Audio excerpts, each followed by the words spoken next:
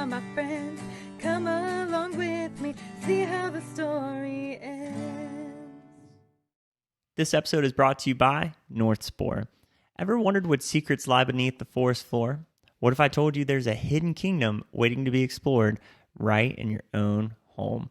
North Spore is your getaway to this magical world.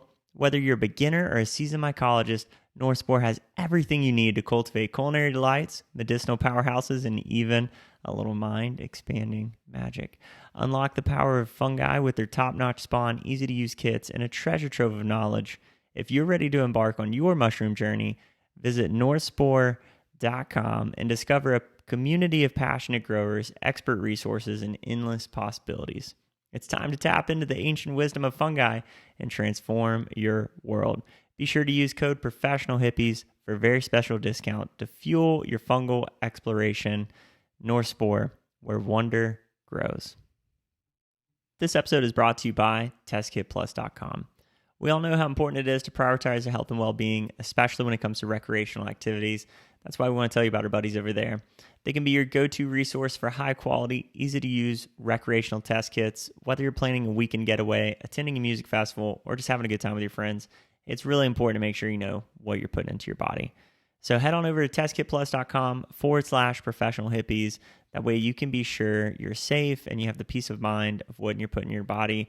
They have test kits designed to detect a wide range of substances, providing accurate and reliable results in the comfort of your own home. Knowledge is power, so don't leave anything to chance. Again, that's testkitplus.com/professional hippies. That's right. Welcome back to another episode of the Professional Hippies podcast. Of course, you have your host, Colt Mewborn and Dylan Whitten, but we have a very special guest with us on today, Dr. Carlos Garcia. He is the owner and lead therapist at Tampa Counseling and Wellness. He provides counseling and coaching to individuals looking to positively transform their lives. His areas of expertise include anxiety, depression, grief, and post-traumatic stress, as well as issues around faith and spirituality. Dr. Garcia specializes in working with veterans, police officers, firefighters, first responders, business executives, and professional athletes. He received his doctoral degree in clinical psychology from Nova Southeastern University and completed his residency at Rutgers University. Prior to receiving his doctorate degree, he also served in the armed forces as a United States Marine, a firefighter, and paramedic. I had the pleasure of getting to see Dr. Garcia on a panel discussion and meet him at a Psychedelic conference in St. Pete, Florida. And it's a pleasure to welcome you to our podcast, Dr. Garcia. Welcome. Thank you. Thank you for having me. Yeah, I appreciate it, Colt and Dylan. As I mentioned, before we jumped on here, I love the work you guys are doing. I love your podcast. I love the message you're trying to get out there, man. So it's an honor to be here with y'all. Yeah. And as a side note, by the way, I love the content that you put out and preparing for this podcast. Yeah. Mm-hmm. So if you guys are just looking for some great content to kind of connect with around some of the topics we're going to be touching on, be sure to go follow him. I'm sure we'll have his links in the notes and you go check that out as well. So awesome. Love the way you show up to the world. I'm really excited to dive into some of these different topics today. Appreciate that, brother. Thank you. Awesome. Yeah. And one of the things that was really nice to highlight too was you weren't just someone that got your degree, right? And someone that was like, all right, I'm going to be a psychologist. I'm going to figure this out. It sounded like you went through a lot of experiences on your own and had to find your way before you decided, okay, I've kind of learned how to help myself and get through this process. I feel like I can leverage these experiences to be able to help others. Would love to, kind of know those experiences, how you helped yourself before even getting into the psychology world. Yeah, Dylan, spot on, man. Actually, what really at the end motivated me and prompted me to go into psychology was all of the work I had done on myself in therapy. For a lot of my teen years, 20s and 30s, I struggled a lot with depression, with anxiety. We'll get into kind of a little bit where that comes from, but I had seen the way therapy had helped me sort of discover myself, understand my stories, understand, why I was having challenges with self-esteem and anger in my life and all of these different things.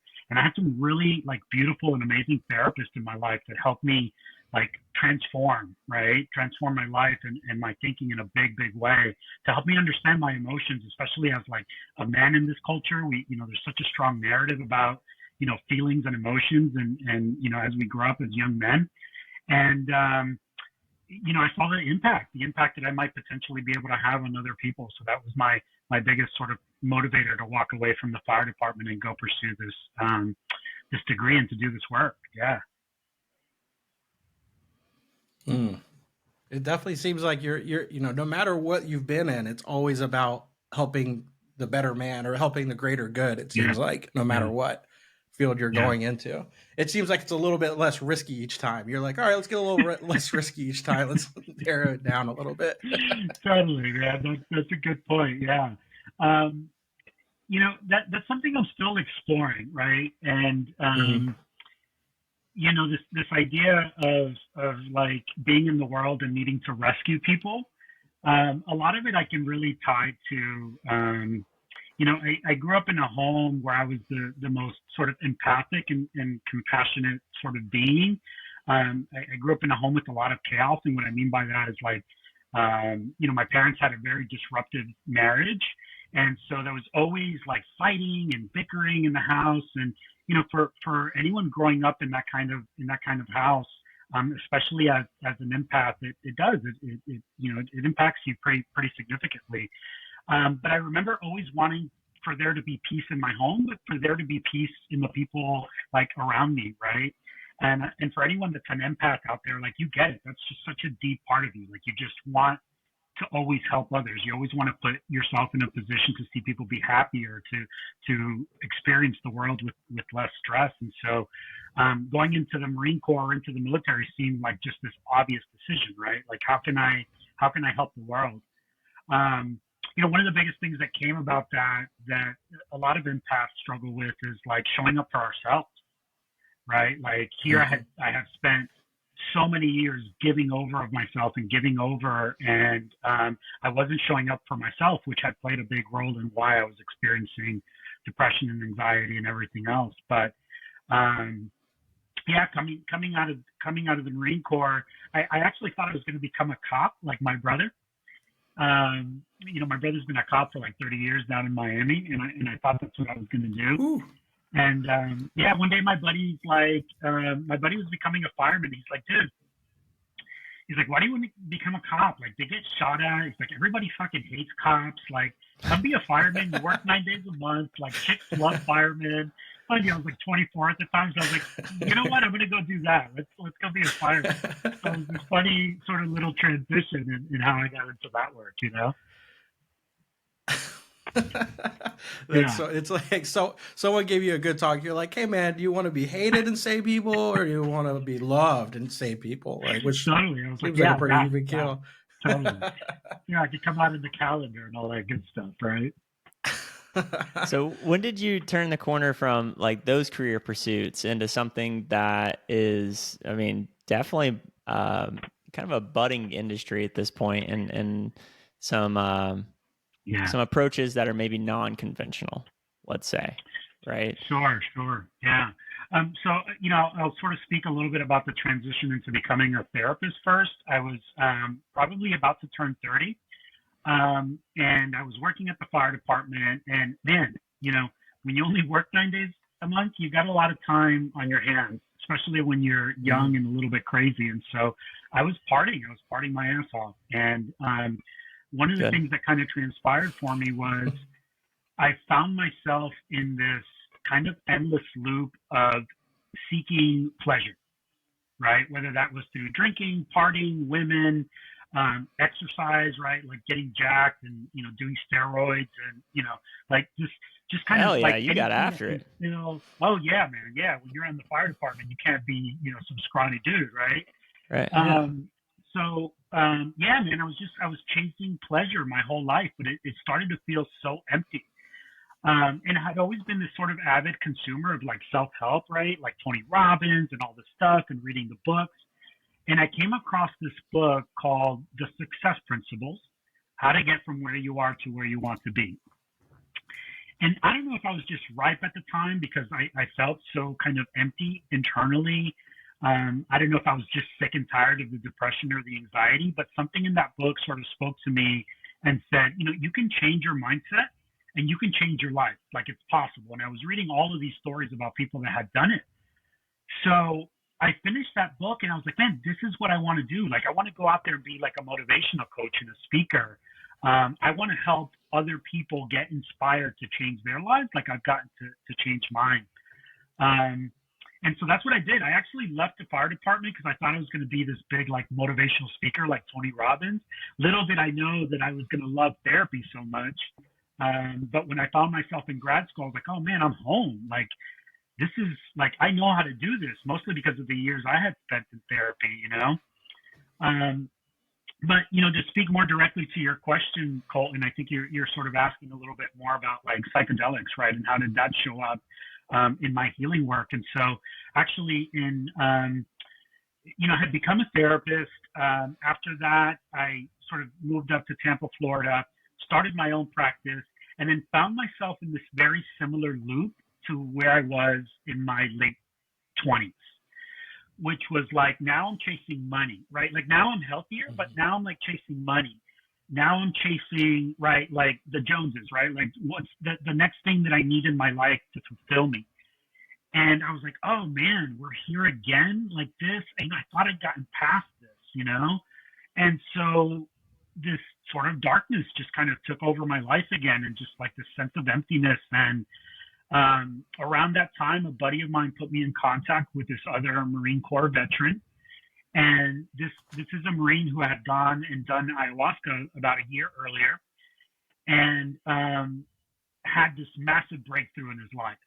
And one of the visions he had during one of his ceremonies was to find other veterans that were struggling with trauma and bring them and have them heal through plant medicine. And so I give this guy a call. He's like, man, I have this organization. I'm putting this group of veterans to go together and go down to Costa Rica. He goes, all you have to do is pay for the plane ticket. And I was like, man, this, right? Like, divine intervention, the universe is speaking to me. Like, let's do it, right? And what was supposed to be like 3 months of preparation for this ayahuasca retreat turned up to be like 18 months because COVID hit.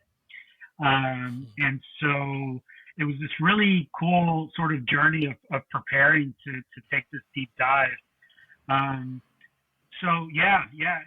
2021, in the summer of 2021, I went down to Costa Rica to Soltara Healing Center for a week and had four ayahuasca ceremonies that I engaged in. And probably as, a lot of the folks that you guys have interviewed or spoken to, man, when people have some of these experiences with plant medicine, it's life transforming, right? It's life changing. And, we can probably speak for months on end about some of the things that I experienced and sort of went through. But when I came back, I started to learn a little bit more about psilocybin, learn a little bit more about how we were using other psychedelics to help people overcome years of OCD and panic and depression and PTSD, MDMA. And then I started looking at the research and, started doing some microdosing. That led me to find a meditation teacher and start deepening my meditation practice. That led me to sort of open my spiritual journey. I started getting into the Hindu faith and the Buddhist faith, and just between the research out there and seeing the impact it had on my life and the impact it was having on the lives of some of the people that I was helping through this stuff, the evidence is all there, brother. I couldn't turn away anymore. I couldn't keep sending people to a psychiatrist to get on medications that had all of these side effects and that they were going to have to be on for years on end, when there was this other beautiful way that we could heal. The evidence was just too clear. Mm-hmm. Yeah, we're seeing that a lot, kind of with. Only speaking for myself, I think there's no one path that's going to lead somebody where they need to go, right? But to your point, the evidence is pretty clear. It's like, hey, this is stuff that's been around forever, but we can consider it groundbreaking because now there's data to back it up, right? So go ahead, Dylan. What I was going to ask is, you're talking about, you did a lot of the research on your own, which is, it seems like how a lot of psychologists are getting into it, right? They have to do the research and the data and looking at it on their own, or have these experiences on their own. When you were going through your school to look at, becoming a psychologist, did you see these coming up in the schooling at all? Or is that like nothing, huh? Like there's nothing in the, Yeah. I'll even share an experience of a discussion I had today with one of my therapists. So, part of my practice is I'll bring on board therapists that are in training, right? Like in the early stages of their career. And we had a discussion about like the model that is used to teach us how to be therapists, which I've been so disillusioned by, because they've even taken the humanness out of it, right? It's sort of like they put you in this sort of belief system that like you're the expert.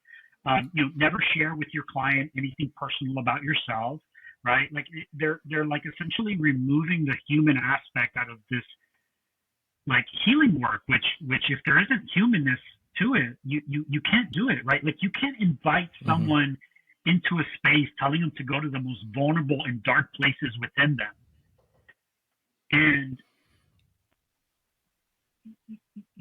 not share, not be vulnerable, not be human with them, right? So that's a lot more of what's out there, right? That's a lot. Like, let's look to medications, let's look to evidence-based treatment, right? Like if it hasn't been researched, then this particular model doesn't work.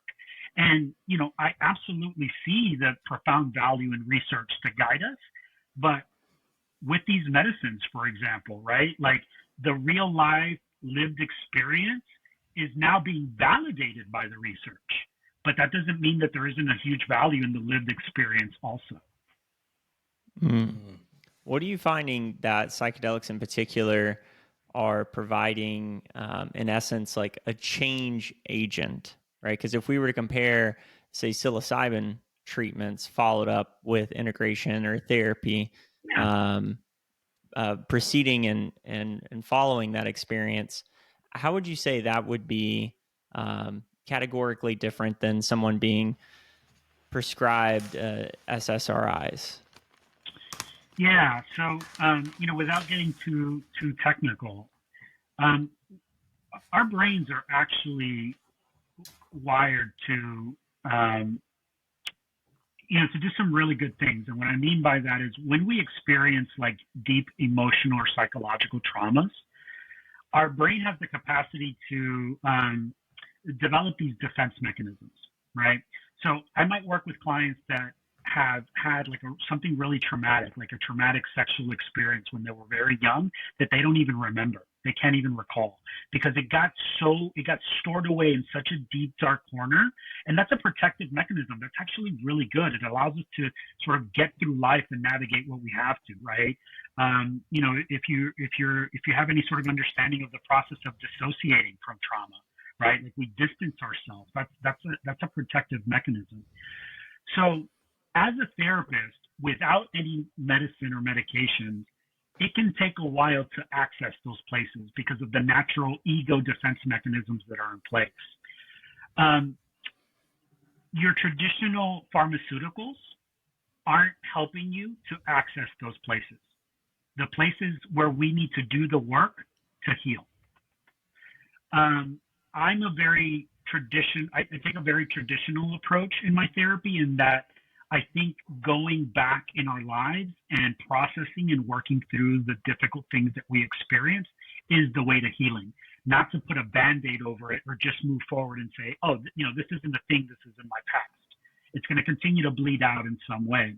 So what I think one of the ways that psychedelics really help us is they allow us to access that information or trauma or those challenges from this kind of dissociated, disconnected place where we can watch it and see it without the emotional trigger, without the deep fear, without the shame, right? And to see it from this very sort of like distance perspective, to bring a different mindset to it, a different way of perceiving it, right? Before we do that, we're probably perceiving it from a place of a lot of fear. That's why we don't even want to go there. right? Or a lot of like the heavy emotions we don't want to feel, sadness, resent, things like that. So psychedelics, what I talk about, it like pulls us so far out of our day-to-day experiences and from those traumas that it allows us to integrate it, right? To work with it in a way that feels much more bearable and tolerable. Mm. And go ahead, Dylan. I've been dominating the questions here. You go. Okay. It could be a quick one. In what cases do you feel like it's not appropriate maybe to take that head on? Because from personal experience, like using ayahuasca as a great example, there's no hiding, right? No. It's either strap on. I mean, you're grabbing the dragon's tail regardless. Okay. So it's not like psilocybin experience at maybe a more manageable dose where you can guide the experience. And so in what cases do you feel like, hey, maybe this person is so entrenched in trauma that we need to peel the layers back slowly? How do you determine the approach to take with different individuals? Yeah, I'm gonna answer that from two different places, if that's okay. The first place you can do 3, 4. Yeah, cool, 4. I don't know that I'm not that multifaceted, but I'll try 2, right? The therapist in me would say, right, like I've had to work with some clients 3 and 4 years before we can even like get close to circling that drain or opening that box where the trauma is. And what a good therapist will do is provide you the space to get there on your own timing. Otherwise, what will happen is the client will naturally resist in lots of different ways, canceling sessions, redirecting, whatever, right? Bringing up all of the day-to-day stressors. Oh, let me tell you about work again, right? When you know that there's like the psyche will get there when the psyche is ready to get there, and a good therapist will allow the space for that. You're right, with psychedelics, we sometimes don't have that, that autonomy about that. But if I answer it from the other place, if I answer it from the part of me that knows that I am part of the infinite consciousness of the universe, the part of me that knows that I am connected to everything, the part of me that knows that there is an infinite wisdom that guides all of us, and these medicines, there is no wrong or right timing. If you come to plant medicine at some point in your life, it's because you're supposed to be there. And that's something I trust like deep in here. I don't have to intellectualize that, right? That plant medicines, whether it's ayahuasca, whether it's psilocybin, whether it's LSD, is going to give you exactly what you need. Now, whether you're prepared for that, that's why integration and preparation is vitally important, right? That's why having support around these experiences is absolutely vitally important. That's why I would never advocate, hey, just go do an ayahuasca journey. One of the ways that I kind of, it would have been so easy for me to come back from my ayahuasca journey and then come back to my therapist office and everybody that came through, like, let me tell you about this breakthrough. You got to go do this, right? That would not have been helpful. Well, and anyway, people would have rejected it, right? Because I had put it on the table or floated it out there to people that are not ready. And they're like, fuck that. Like, I would never do that. Cool. Hey, I respect that, right? But then you have those clients that are like, hey, I've been doing this research, or I've heard this thing about like mushrooms. Do you know anything about that?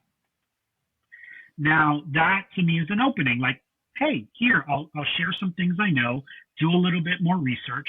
Or if I know somebody that's like, hey, this is something that's really calling to me, cool, I'll share with you a little bit about my experiences, right? But what you're doing is you're sort of allowing that human being to be the one that's guiding their own, sort of journey to whatever medicine or whatever it is that their healing process is, right? You're not putting yourself in a place of ego that you somehow know what they need. And so I think, hopefully that answers your question a little bit. Yeah, it hurts my ego a little bit because I think I know what everyone needs, but there is that part of me, man, that's like, yeah, let's just put it right. Let's put it in the water. Let's just get hey, the everybody Timothy Leary approach we know is not the answer. Yeah, let's. Let's start on the local level. We'll start working our way. Yeah. I thought about maybe putting it sort of in the water dispenser at the office and see what would happen. You start in St. Pete, everyone's going to be happy. It's once you start leaving this area, everyone's like, wait a minute. Totally. What's going on in St. Pete? Yeah. So I'm curious too with, because I'm sure going through schooling, they talk about all these different methods to use with your clients in order to, for whatever, a plethora of reasons, right? And that's why there's a million different things. But with plant medicine, it hasn't really been talked about. But of course, as we know, with plant medicines or even ketamine, LSD, like, it seems like those are things that are the ones releasing dopamine and serotonin or MDMA, whatever, to help you open up and release. Whereas a lot of the other medications that are provided are there to like block things. They're there to like block things in your brain in order so you don't have that problem anymore instead of trying to figure it out. Yeah. I'm curious why that's the mindset. When in the world of psychology, I feel like it's all about trying to open up. It's all about trying to flood things and try to get them open up. But then they're providing medications to block things that do that. I'm just curious what's that mindset? Why hasn't there been a big shift to say, hey, maybe we should start looking at this direction, because one, it's going to make our jobs a little bit easier. And two, it seems to be helping clients better than this direction. Yeah. Money. I'll flesh that out for you. So many years ago, psychiatrists were trained in doing psychotherapy, right? So you came to them, you told them about what was going on in your life, you talked with them, you had a session. And if they felt that it was needed to give you a pharmaceutical medication to help support you, maybe to lift the depression for a little bit so that the therapeutic work can take place, then that's what they would do. But if you're a psychiatrist, would you rather see a client that's paying you $150 an hour, or 4 that are paying you $150, or 5, right? Or like, now you can go to a psychiatrist and be like, these are my symptoms. And they're like, 15 minutes, 10 minutes, right? 5 minutes, I've heard at times, right? So, that's a part of it. Another layer to it is, many years ago, again, for financial reasons, the field of psychology started to try and go to a medical model, right? And what do I mean by that? Well, we only want to provide therapies that are evidence-based, that have been researched in a research setting, right? Which already putting it in a research setting, you're removing a lot of the variables that the real world has. So it doesn't correlate, right? Yeah. Now, you think about how insurance companies play a role, right? Your insurance company doesn't want to pay somebody, right? Doesn't want to pay for you to be in therapy for a year. No, they want to pay for a therapy where you're going to go for 10 sessions and be better. And so that's another layer, right?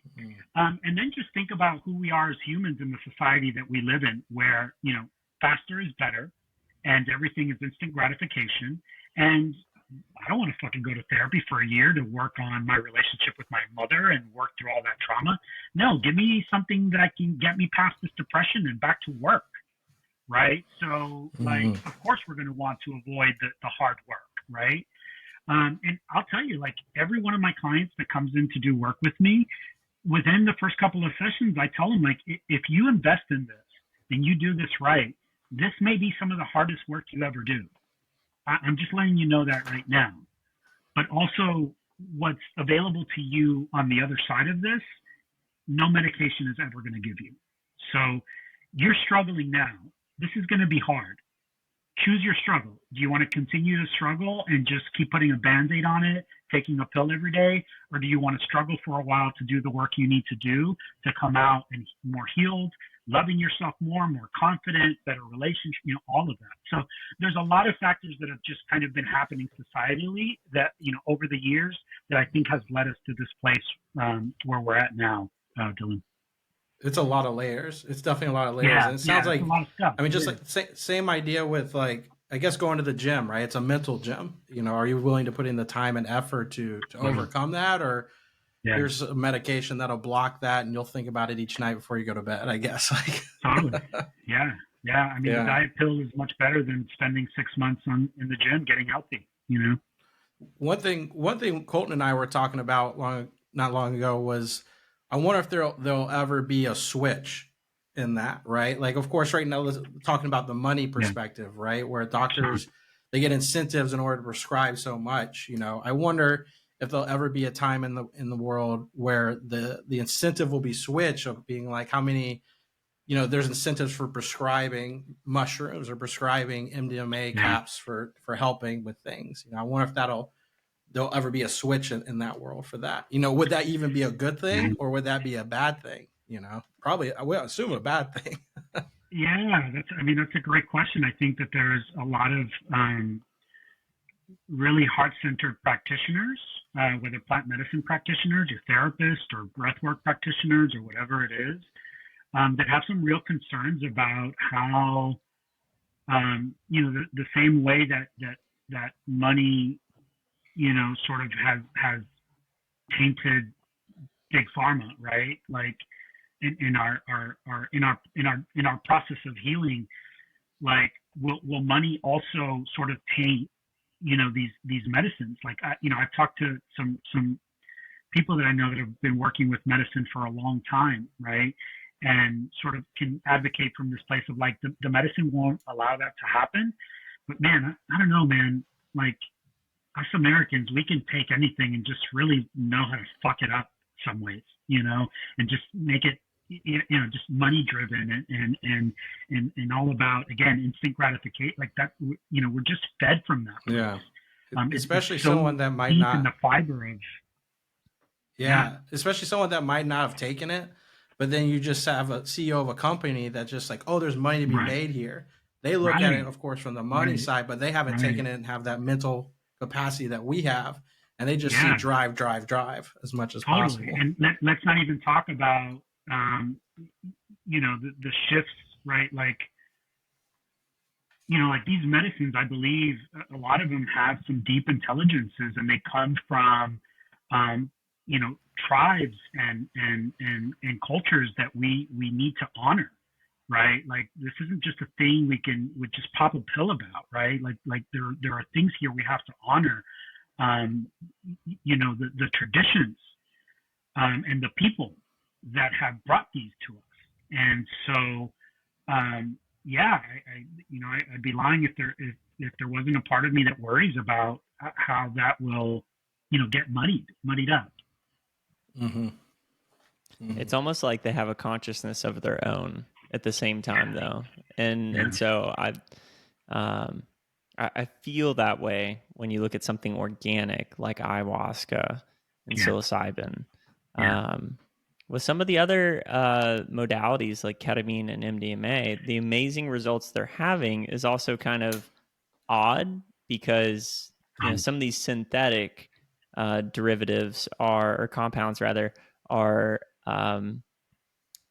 are conscious in nature, and yet like Mm. when we're kind of thinking about is pharma going to abuse these systems, the only weird friction that seems to pop up is that the insurance companies would be incentivized to have healthier clients. Yeah. Just thinking Great from point. a business Great model, point. right? Yeah. And yet at the same Absolutely. time, they're also in bed with the pharmaceutical companies that are artificially propping up Medicare costs or medical costs, et Right. cetera. So Right. it's Right. odd as we are kind of approaching this new frontier that these medicines are working in a way that like no one can quite seem to put their finger on and describe like where this is going to go, because there's so many different possible outcomes, Yeah. but in a way it also feels inevitable, right? Yeah. Yeah. No, I completely agree. I think when I go again into that space within me, right, that space that, I was able to, that space of truth, right, that space of deeper understanding of what's going on here. yeah, that they have an intelligence and they have a consciousness. And there's a part of me from that place that trusts that however all of this is unfolding, it's exactly how it's supposed to unfold. But you talked about ketamine, and I had forgotten about that one. But when I started seeing a lot of these ketamine clinics pop up, I decided to sort of visit a few in the Tampa area. And one of them was being run by a former real estate agent who had some guy who was just wanting to open these clinics up to make money approach her. And so they decided to open. So she was running the clinic. And that day there was one nurse and one medical assistant there. And I asked, is there any sort of preparation or any kind of conversations that are had before they come in? No. Afterwards, do they get any support or whatever? It's like, oh, well, they can talk to the nurse if they want. I'm like, that's not what I'm talking about. Oh, no. This is exactly what we were talking about, the money grab. And so people were just go in there, they do ketamine, and hey, good luck with whatever shit came up for you, right? Yeah. Go float tank afterwards. You'll be fine. And the beautiful part about that is when people use the medicine as the pedestal, so to speak, of the silver bullet, right? The magic pill. Yeah. It'll rip open all of those containers in your mind, and it's going to settle. Kind of to quote what Tong and Cole from the Condor approach is that integration is going to happen whether you like it or not, right? So you have all this trauma, you have these scars, you're either rescarring or re-breaking bones, and they're going to resettle. I just don't know that having a have a nice day with the nurse on the way out the door is necessarily going to do it. Yeah. A great example I could think of, I don't know why this popped in my head, but you've worked with a lot of, people in the armed forces, right? And that's big right now. And that's what's being pushed with a lot of, with a lot of people with veterans with PTSD. I feel like, let's say he went to a ketamine clinic, right? Or an MDMA clinic out there, and they were to take that and then they come out of it. I would say anyone that comes off of MDMA or psychedelics is all negative war for sure. I mean, we had the 60s. We obviously know that. So then all of a sudden their brain is just flipped and they're just like, what the hell have I been doing? Sure, there was a reason they had to be there and do what they had to do, but all of a sudden they're being negative. I feel like that would flip them into a turmoil they wouldn't know how to process. Whereas going through someone like you to be like, hey, let's understand things before we get to this point, it would seem that to me, that's an example of where it without having proper training and understanding and doing this process correctly, it can go really wrong. One of the things I'd say to that, here I am almost, 2.5 years out from my experience. And I feel like I'm still integrating stuff from my experience. Right. And, believe it or not, this you happen to find me on that panel.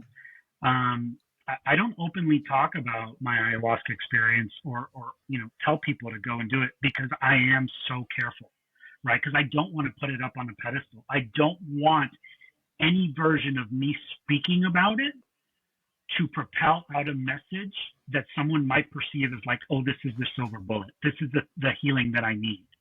Because I think anytime we're in a place of grabbing at something from this place of immediacy or urgency to heal is when we start to trip over and right, things get heavy and hard and really challenging. So I think we need to be mindful, even those of us that have had those experiences, of how we put the information out there, right? Of not going around and propping it up and saying, this is the best thing since sliced bread. Yeah, it may have been for you, but I remember during my ayahuasca retreat, one of the facilitators there, she said, I've done ayahuasca 20 times and 19 of those have been fucking terrors, absolutely terrifying, right? And she's like, I don't know why I keep doing it, but again, can we, with all that being said, come back to this place of knowing that these medicines have been around much longer than we have, that they know a lot more than we do, and that the way that they're showing up in our universe and in our world and in people's lives they probably know what they're doing better than we do. So we might be all just sort of sitting here speculating about all this stuff anyway, right? Like, who knows? Mm. Yeah, and so to kind of segue from that, as far as like, hey, who knows, right? And to where you feel like you might be a little bit more confident is, I'm curious around your protocol for when a client is curious of exploring some of these modalities. You know, how are you necessarily navigating the legal landscape of helping them integrate these experiences, even those conversations? Because with what you do by nature, like that comes with ethics standards, maintaining your license, et cetera. So how are you kind of navigating that on the front end when they're curious of the conversation? Yeah. And on the back end, what do those conversations look like post experience? Sure. Yeah. I mean, the American Psychological Association would probably frown upon this podcast and me saying some of the things that I'm saying. Could probably even put my license in jeopardy. I thought about this a lot. I had thought about it before I ever spoke to anybody about it, or even about my own experience. So, there's just a lot of red tape. There's a lot of barriers. And so it's something I have to be really, really sort of careful with.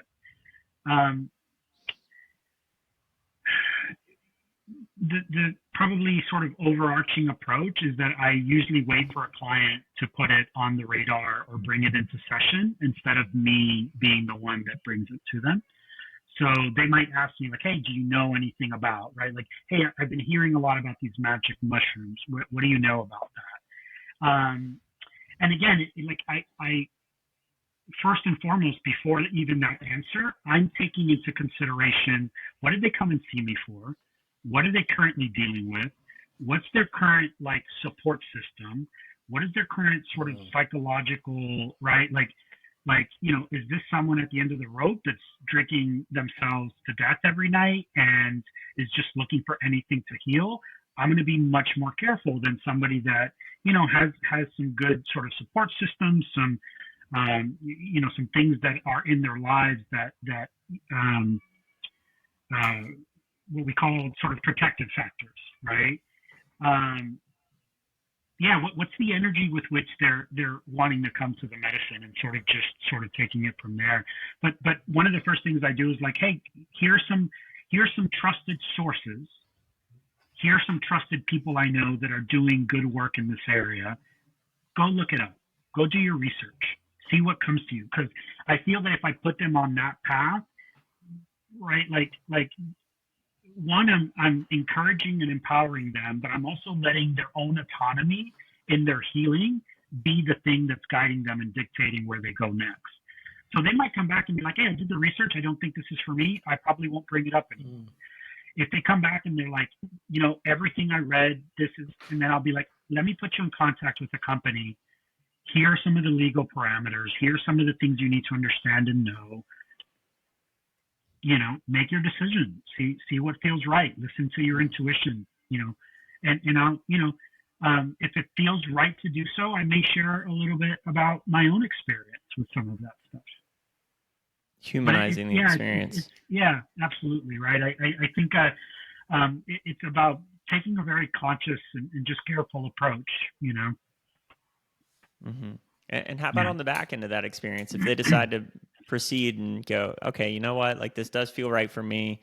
I'm kind of willing to venture into this, knowing, all my responsibilities and awarenesses around the possibilities, et cetera.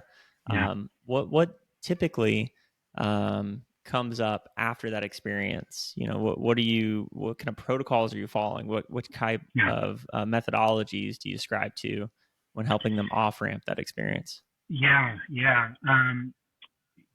My approach is rooted in my understanding that these experiences with psychedelics and plant medicines can, the research shows that there are certain things that might come up. Spiritual stuff is something that's right, big life questions about your identity and your role in the world. Shifts in major relationships in your life, right? There's just a series of things that we tend to see that comes up for people. So, usually what I'll sort of say to a client is like, here are some of the things that, may come up for you. If some of that feels hard to integrate once you come back, if it feels very confusing, this is a place where we can come and talk about how to take either the work we've done before from a psychological perspective and integrate it into whatever else came up for you. This is also a place where you can come and, part of me, I might teach them some meditation practices. I might offer some yoga practices that could be helpful. I might guide them towards, breath work. I might guide them towards maybe a life coach that, is familiar with some of these concepts and some of these tools. And sometimes just offering it all to them and saying, like, trust your intuition, right? Like, part of, experimenting with some of these medicines is deepening our intuition to trust that we know what we need in the world. And so in that sense, I almost start to back off and be like, there may become a time where I am no longer a part of your healing journey, because I don't want you to keep coming here thinking that I am the one that's helping you heal. I want you to trust in that intuitive place in yourself that knows how you're supposed to heal. So we might need to have a conversation about, like, how does therapy not be a thing in your life anymore? I mean, if you need it, and I'm there for you. So I don't know that there's a prescribed way. I'm only a few years out from, even my own experience. I'm still looking at the research to see what are best practices, what is most helpful to clients. But what I can say is, I approach it from the deepest place of honoring every human being's process and journey, from honoring like these medicines and their traditions, and just being really careful to always make sure I'm not doing harm first and foremost, right? Yeah. Or is there, because we always talk about too, like psychedelics, everyone seems, someone does psychedelics for the first time, they feel like everybody and their grandmother should take it, right? Like it's just, they haven't had a bad trip yet to really go through some work to realize, oh, this isn't for everybody. Yeah. Colton and I can definitely name a few people off the top of our head where like we wouldn't want to be near that person ever, probably on psychedelics. Have you come across experiences where, they might have brought it up or they start talking about it and you're like, let's hold off on that. Maybe the psychedelics probably wouldn't be a good route from here. Because all of us think like that's such a good idea, but I feel like you probably have seen that from a human experiences where probably be like, it might not be a good fit for you. Probably nothing that's like, oh my God, no, don't do that, right? I don't think I've been there. Yeah. Although I know some people like those that you're speaking of too. What I will say is, if someone just came to me, right, I've been seeing them for maybe a couple of weeks, and a lot of their coping strategies are very rooted in unhealthy behaviors, maybe hopping from relationship to relationship, maybe, maybe using sort of substances, alcohol, heroin, whatever, right? I don't want to judge. People use these things for a reason, right? I might take in all of that information. Again, do they have some protective factors? Like, if I tell them to go on an ayahuasca retreat, or I tell them to do psilocybin, and then they come back and there's nowhere for them to find comfort, nowhere for them to find a sense of stability, then I'm just going to be more careful and say, hey, look, like, here are some of my thoughts in terms of, where your life is right now. And most of the time they'll agree with you, right? Like, yeah, holy shit, some of the things that I'm using are probably not best for me. And I might share like, well, this might open up a box that is going to require a lot of you emotionally and psychologically. Do you feel that you're in a place to move forward with that? But Dylan, to be honest, at the end of the day, like, I don't know why they came to this place of realization at this particular time in their life, in this incarnation, and what their soul's work is to do here. So my work is to be a guide and a source of information, and then to allow the human to do what the human soul and their work is supposed to do. So, yeah, I think I would feel a little icky if I was like putting too much of the brakes on somebody, because I don't know why they're there at that point in their life. Interesting. Yeah, kind of trusting the sacred journey for that Right. that spirit, that soul Totally. guide itself. Yeah, totally.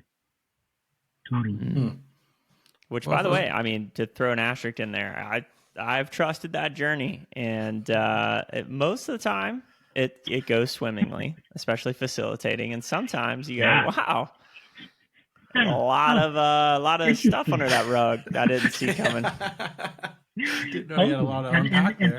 And a lot of the times that's what we needed too, right? Like, you know, my integration process is not like, you know, it's still hard, man. There's still moments where I have to traverse some like deep fucking waters, and shit gets muddy, and there's confusion, and there's doubt, and there's like just, you know, it gets sticky.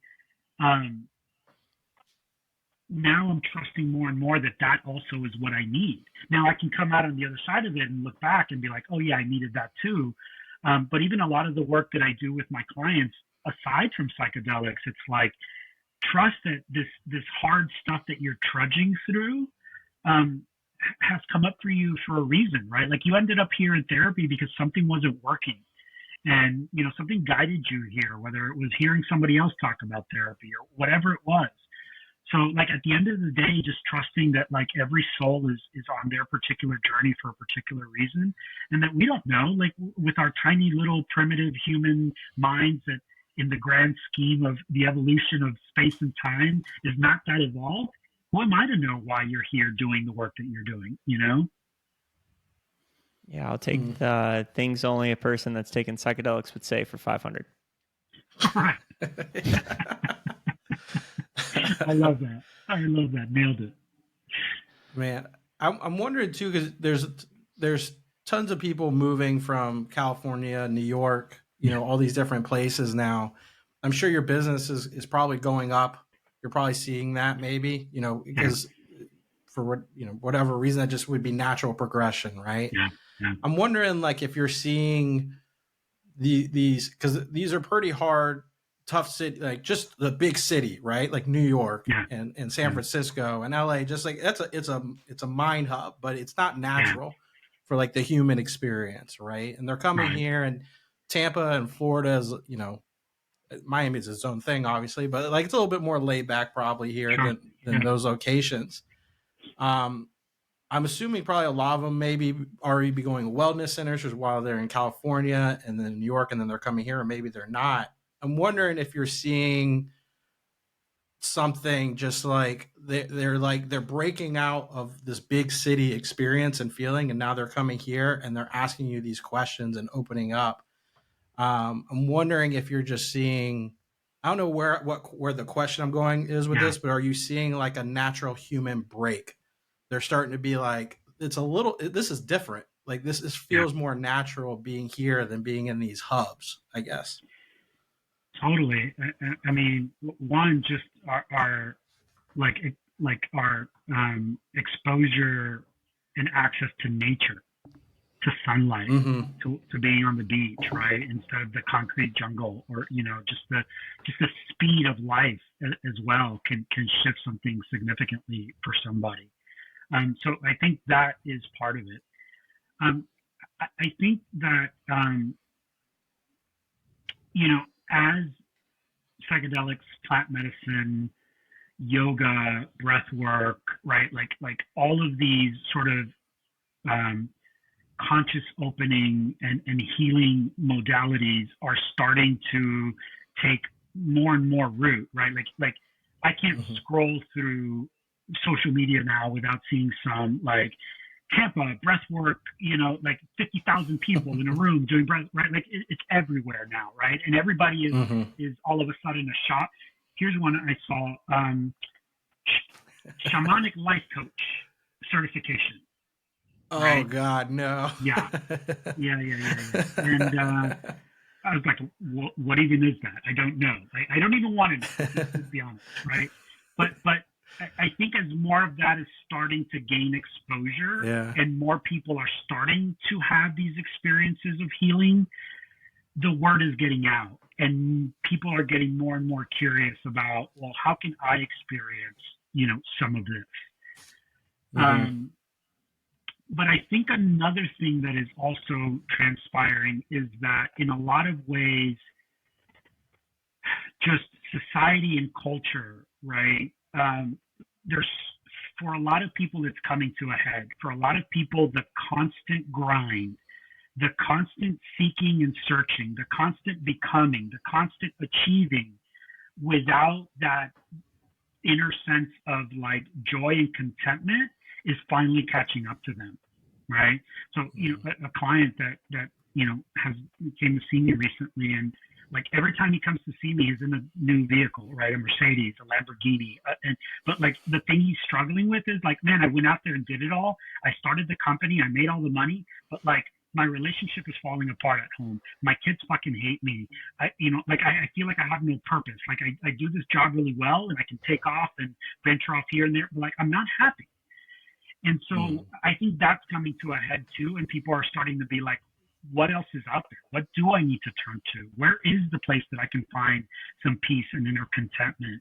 How can I get out of this like vicious cycle of, of seeking sort of validation or whatever the hell it is that person is seeking, right? What is the place where I need to deepen my understanding about my life? And inevitably that leads us to a place of like, ending up in a therapist office or, a breathwork retreat or, plant medicine. And so, again, I think it's multifaceted, but people are starting to wake up and realize that what society has been telling us about where happiness is a fucking illusion, right? And people want to figure out how to get out of that game. I was part of that game for so long and have been invested in the process of getting myself out that, I'm so honored to work with people like that and sort of just kind of share my experience or help guide them to whatever it is that they're looking for that's going to help them find more peace, more compassion, more love, more confidence, more self-esteem, more impact, because that's how we change, right? Like, Ram Dass has this beautiful thing that he says about like, the best work that I can do for you is the work that I do on myself. And so I really believe that, like, if we can turn inward and do the work on ourselves, then that's how we start to build a more conscious society and a more loving society. So I'm all about, whatever work anybody wants to do that will help them arrive at that place, help them arrive back home, Man, that's so beautiful. Yeah. It's true. It's really tough to be a piece of shit if you're conscious about being a piece of shit, right? And I don't think everybody wants to be, me included. I don't think it's intentional, but at least if you can have the awareness, I think we all get along on this little blue rock a whole lot better, huh? That's the start, brother. Well said. Well said. Yeah. Well, I know we're gonna come now, landing this plane, but we always wanted to ask. We always like to ask our guests, very special. Colton, I don't know if you want to ask. You always do a better job at it. Go for it, buddy. Yeah, you got the intro, so we'll throw the billboard out there. Dr. Carlos Garcia, what is, if there was one thing that you wish more folks asked you about, what would it be? Oh man, great question. Psychedelics. Plant medicine. There we go. Yeah. I mean, truly, if more people were curious, that can, help this sort of this evolution we're on right now. I feel like you should have like some brochures before they walk into your office, like I can't have them in the office, but if there's like a little stand outside the office, that's totally. Yeah. Some brochures, some people throwing their hands up in the air, feeling great and loving life. Yeah.